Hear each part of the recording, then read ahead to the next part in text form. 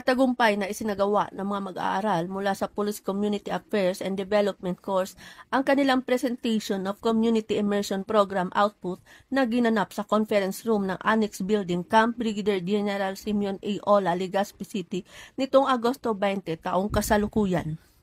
Ang nasabing presentasyon ay bunga ng isinagawang Community Immersion Program, isang mahalagang bahagi ng kurikulum na naglalayong palalimin ang ugnayan sa pagitan ng kapulisan at komunidad.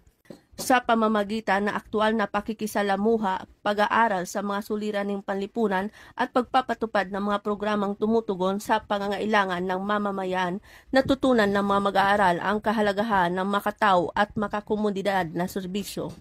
Binubuo ang aktibidad ng 5 grupo ng mga mag-aaral na itinalaga sa piling barangay sa rehiyon.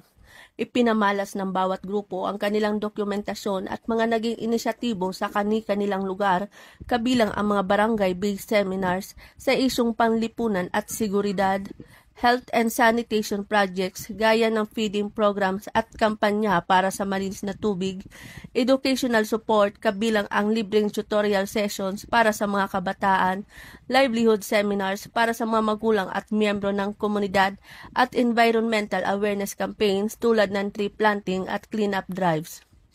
Ang bawat presentasyon ay sinamahan ng fotodokumentasyon, datos at testimonya mula sa mga benepisyaryong residente.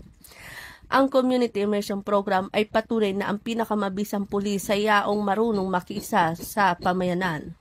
Ang presentasyon ng Community Immersion Program output ay hindi lamang pag-uulat ng mga natapos na proyekto.